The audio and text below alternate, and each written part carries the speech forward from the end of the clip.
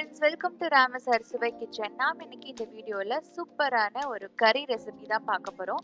பீக்கங்காய் பால் கறி எப்படி செய்யலாங்கிறத இந்த வீடியோல பார்க்கலாம். வீடியோக்குள்ள போறதுக்கு முன்னாடி சேனலை ஃபர்ஸ்ட் டைமா பார்க்குற ஃப்ரெண்ட்ஸ் சப்ஸ்கிரைப் பண்ண மறந்துடாதீங்க. கூடவே இருக்கிற பெல் ஐக்கானை கிளிக் பண்ணிக்கோங்க. அதில் ஆல் ஆப்ஷனை செலக்ட் பண்ணிக்கோங்க. இந்த பீக்கங்காய் பால் கறி எப்படி செய்யலாங்கிறத பார்க்கலாம். அதுக்கு ஒரு கடாயில் 2 டேபிள் ஸ்பூன் அளவுக்கு நான் எண்ணெய் சேர்த்துருக்கேன். 2 கரண்டி அளவுக்கு சேர்த்துக்கலாம். எண்ணெய் சூடான பிறகு 1 டீஸ்பூன் அளவுக்கு கடலை பருப்பு சேர்த்துக்கலாம். 1/2 டீஸ்பூன் அளவுக்கு கடுகு உளுந்த பருப்பு சேர்த்துக்கோங்க. 1/2 டீஸ்பூன் அளவுக்கு சீரகம் சேர்த்துக்கலாம். இதெல்லாம் நல்லா பொரியட்டும். ஒரு லோ ஃப்ளேம்லேயே நல்லா நம்ம பொரிச்சு எடுத்துக்கோங்க. அந்த கடுகு நல்லா படபடன்னு வெடிச்ச பிறகு நாம இதில் வெங்காயம் சேர்த்துக்கலாம். காரத்துக்கு ஏற்ப பச்சை மிளகாய் சேர்த்துக்கோங்க. நான் 3 பச்சை மிளகாய் கீரி சேர்த்துக்கிறேன். ஒரு பெரிய வெங்காயத்தை ஸ்லைஸாக நறுக்கி நீட்டு வாக்கில் நறுக்கி சேர்த்துக்கலாம். இந்த வெங்காயம் நல்லா வதங்கட்டும். வதங்கின பிறகு நம்ம பூண்டு சேர்த்துக்க போகிறோம். பூண்டு ஒரு 4 பல் பூண்டு நல்லா தட்டி வச்சுருக்கேன், அதை சேர்த்துக்கிறேன். இந்த வெங்காயம் பூண்டு பச்சை மிளகாய் எல்லாமே நல்லா வதங்கட்டும். இந்த குழம்புக்கு இந்த கறிக்கு பார்த்தீங்கன்னா தக்காளி தேவையில்லை. நம்ம வெங்காயம் பூண்டு மட்டுமே வச்சு சூப்பராக செஞ்சிடலாம். இப்போ வெங்காயம் நல்லா வதங்கின பிறகு நம்ம நறுக்கி வச்சிருக்க பீக்கங்காவை சேர்த்துக்கலாம். பீக்கங்காவோட தோல் ரொம்ப நம்ம சீவி எடுத்துடாமல் ஓரளவுக்கு மட்டும் தோலை எடுத்துட்டு அதை நல்லா கழுவிட்டு நம்ம இந்த மாதிரி கியூபாக நான் கட் பண்ணி வச்சுருக்கேன். அதை நம்ம இந்த எண்ணெயில் போட்டு சேர்த்து நல்லா வதக்கிக்கோங்க. கொஞ்ச நேரம் மூடி போட்டு ஒரு 10 நிமிஷம் குக் பண்ணும்போது உங்களுக்கு அந்த பீக்கங்காய் நல்லா வெந்து தண்ணி விட்டுரும். நல்லா வதங்கின பிறகு நம்ம 1 டீஸ்பூன் அளவுக்கு உப்பு சேர்த்துக்கலாம். உப்பு சேர்த்துட்டு மறுபடியும் நல்லா கிளறிட்டு ஒரு நல்ல லோ ஃப்ளேமில் நான் குக் பண்ணி எடுத்துக்கோங்க.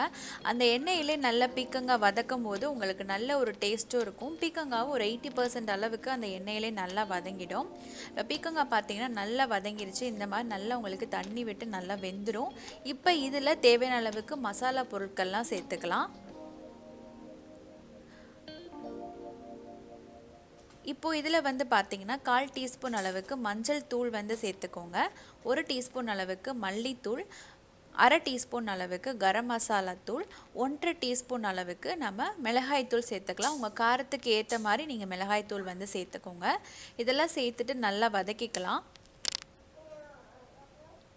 இப்போ திரும்பவும் நம்ம ஒரு மூடி போட்டு ஒரு 10 நிமிஷம் குக் பண்ணிக்கோங்க. எந்த ஒரு தண்ணியும் ஆட் பண்ணாமல் நல்லா அந்த எண்ணெயிலே குக் பண்ணிக்கோங்க. அப்போனா தான் உங்களுக்கு டேஸ்ட் நல்லாயிருக்கும்.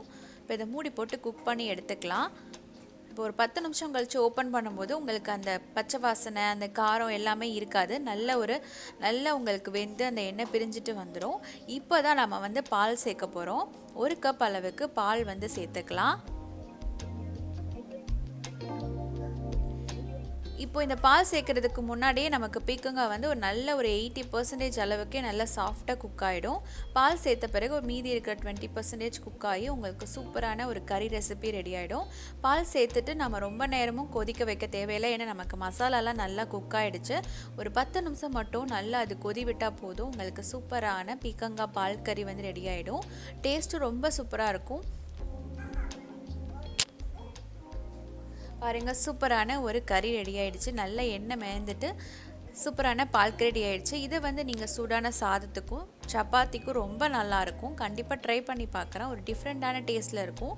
உங்களுக்கு ஸ்பைஸோட லெவல் ரொம்பவே கம்மியாக தான் தெரியும். ஏன்னா நம்ம பால் சேர்த்துருக்கிறதுனால உங்களுக்கு இன்னும் அதிகமான ஸ்பைஸ் வேணும்னா நீங்கள் இன்னும் அதிகமான நீங்கள் மிளகாய்த்தூள் சேர்த்துக்கலாம். கண்டிப்பாக இந்த கறி ட்ரை பண்ணி பாருங்கள். இந்த வீடியோ உங்களுக்கு ரொம்பவே பிடிச்சிருந்துச்சுன்னா சேனலை மறக்காமல் சப்ஸ்கிரைப் பண்ணிக்கோங்க. லைக் பண்ணுங்கள், கமெண்ட் பண்ணுங்கள், உங்கள் ஃப்ரெண்ட்ஸ் அண்ட் ஃபேமிலிக்கு ஷேர் பண்ணுங்கள். தேங்க்யூ ஃபார் வாட்சிங். நெக்ஸ்ட் ஒரு சூப்பரான வீடியோவில் சந்திக்கலாம்.